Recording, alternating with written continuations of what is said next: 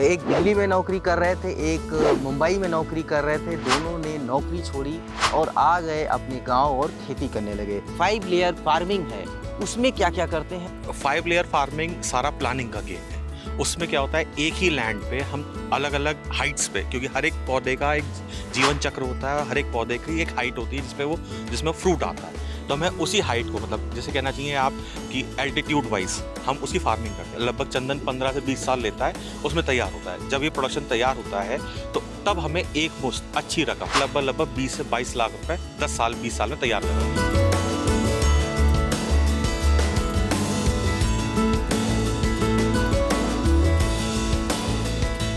हर युवा का सपना पढ़ लिख करके किसी बड़े शहर में जाके नौकरी करने का होता है, वहाँ पे एक अच्छी ज़िंदगी बिताने का होता है। लेकिन कुछ लोग ऐसे भी होते हैं जिनके दिमाग में एक फितूर सा होता है, जब वो बड़े शहर में नौकरी कर रहे होते हैं, विदेश में नौकरी कर रहे होते हैं, कि वापस जाके वो फिर से अपने गाँव में नए सिरे से ज़िंदगी शुरू करने की प्लानिंग करते हैं, क्योंकि उनको वो ज़िंदगी रास नहीं आती जिसको लेके करोड़ों युवा सपना हर रोज़ देखते हैं। आज हम आपको ऐसे ही 2 लोगों से मिलवाएँगे जो 2 भाई हैं। कोई एक दिल्ली में नौकरी कर रहे थे, एक मुंबई में नौकरी कर रहे थे। दोनों ने नौकरी छोड़ी और आ गए अपने गाँव और खेती करने लगे। हम सबसे पहले तो आप अपना परिचय दीजिए कि आप क्या करते थे? सर जी नमस्कार, मेरा नाम मनु प्रणव है। मैं दिल्ली में as a CFO Frontline Business Solutions में था।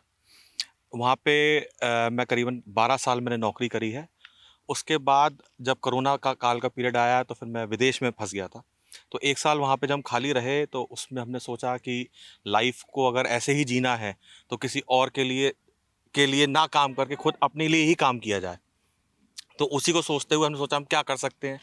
हमारे पास 1 साल का पूरा पीरियड था, उसमें हमने सोचा, दिमाग लगाया कि हम पे क्या एसेट्स हैं या फिर हम किस चीज़ में हम आगे उन्नति कर सकते हैं और अपने लिए एक चीज़ खड़ी कर सकते हैं। तो हमें एग्रीकल्चर का समझ में आया तो हमने उसको ट्राई किया। फिर भाई साहब से बातचीत हुई तो उन्होंने भी कहा कि हाँ, कुछ किया जा सकता है। तो फिर हमने एग्रीकल्चर में आने का सोचा। अमित जी, जब मानव जी का फ़ोन आया और आप मुंबई में थे, आप इंश्योरेंस सेक्टर में थे। कैसे खेती तो आपका बैकग्राउंड नहीं था, मतलब घर में खेती थी, लेकिन उसके पहले आप खेती से उतना ज़्यादा लगाव नहीं था या जुड़े नहीं थे। तो खेती में कूदने का कैसे विचार आया कि ये करियर ऑप्शन हो सकता है? क्योंकि देखिए, हमने इंटरनेट पे भी देखा था, सोशल मीडिया पे भी देखा था कि पहले भी काफ़ी लोग अपनी नौकरी छोड़कर खेती में गए हैं। तो हमने सोचा कि क्यों ना, हमारे पास ऑप्शन है ही, हमारे पास ज़मीन है ही ऑलरेडी, तो हम भी उसमें अपना फ्यूचर बना सकते हैं। तो ये कह सकते हैं कि कोरोना ने आपको किसान बना दिया। आप दिल्ली से आ गए, आप स्पेन में फँसे हुए थे, उसके बाद यहाँ आए।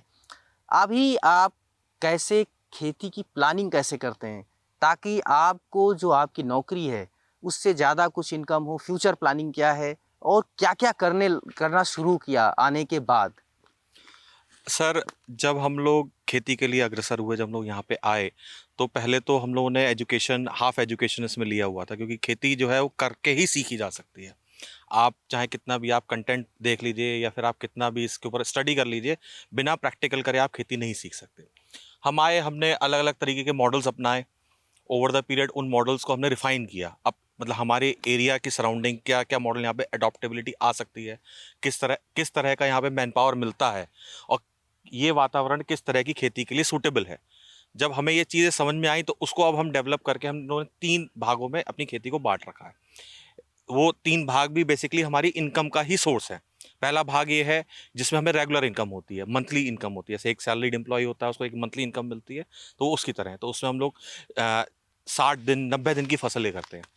फिर दूसरा भाग वो है एक बोनस इनकम, जो कि ईयरली इनकम होती है। जैसे बोनस आपको एक ईयर वाइज बोनस मिलता है किसी एम्प्लॉय को, तो उसके लिए हम लोगों ने अपने लिए ये बाग लगाया है, जिसमें हमें एक ईयरली सौदा मिलता है, एक ईयरली इनकम, एक मुश्त रकम आ जाती है।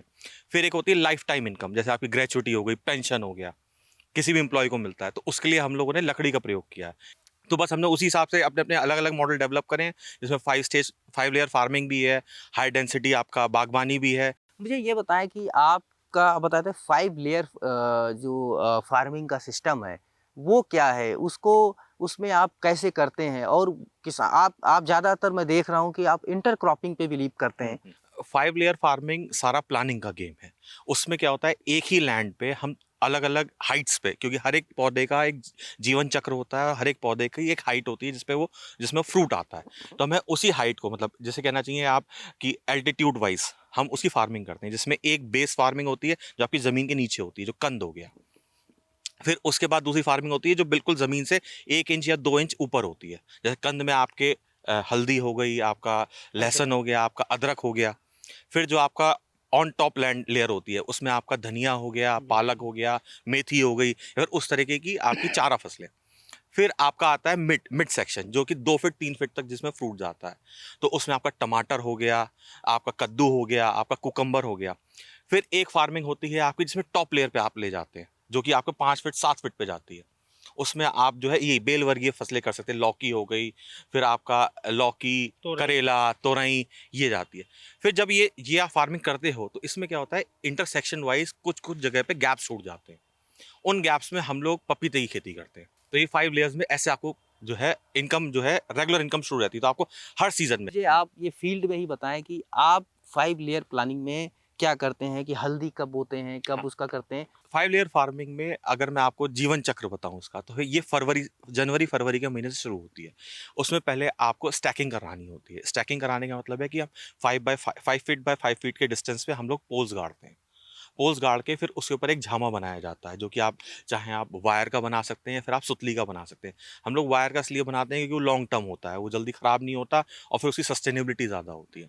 फिर जब सोइंग स्टार्ट होती है तो सोइंग में सबसे पहले हम लोग या तो हल्दी लगाते हैं, हमें क्रॉप सिलेक्शन करना होता है। हमने हल्दी और जिंजर में, इन दो में हमने सिलेक्शन कर रखा है क्योंकि इन दोनों की मार्केट में डिमांड बहुत है और ये जल्दी बिक जाते हैं और इससे अच्छा पैसा मिलता है। फिर उसके बाद आता है मौसम आपका धनिए का, पालक का। तो हमने जो टॉप लेयर बनी, जब एक बार इसकी सोइंग हो गई, फिर हमने उसको ऊपर से स्प्रेड कर दिया। स्प्रेड करने के बाद फिर आता है आपका नर्सरी पीरियड, जिस नर्सरी पीरियड के लिए हम लोग या तो टमाटर लेते हैं, टमाटर ले लिया या मिर्च ले ली, जिसको हम लोग इन बेड्स पे जो आपका मिडिल सेक्शन होता है, मिडिल सेक्शन में हम इसकी नर्सरी प्लांट कर देते हैं। तो ये आपकी 3 महीने में डेवलप होती है। तब तक आपकी जो नीचे की फसल होती है धनिया और पालक, ये आपका कट जाता है, क्योंकि वो 30 से 60 दिन लेता है, कि 4 से 5 कटिंग होती हैं धनिया और पालक में। उसके बाद फिर हम उसे ऐसे ही छोड़ देते हैं ताकि जो बीज बनेगा वो बीज हम बाद में लेकर उसको बेच सकें। फिर आपकी आती है बेल वर्गीय फसल, जो कि हमें ऊपर चढ़ानी है। उसका उसका प्लांटेशन जब हमारा टमाटर पे फल आना शुरू हो जाता है, फिर हमारा मिर्च पे फल आना शुरू हो जाता है, फिर हम उसकी सोइंग करते हैं। उनके जो 2 पेड़ हैं उसके, टमाटर के और मिर्च के, उसके बीच में प्लांटेशन करते हैं ताकि पानी लगेगा तो पाँचों फसलों को एक साथ पानी लगेगा। जी। तो आपने एक रेगुलर क्रॉप की बात की और आप बोनस क्रॉप की बात कर रहे हैं।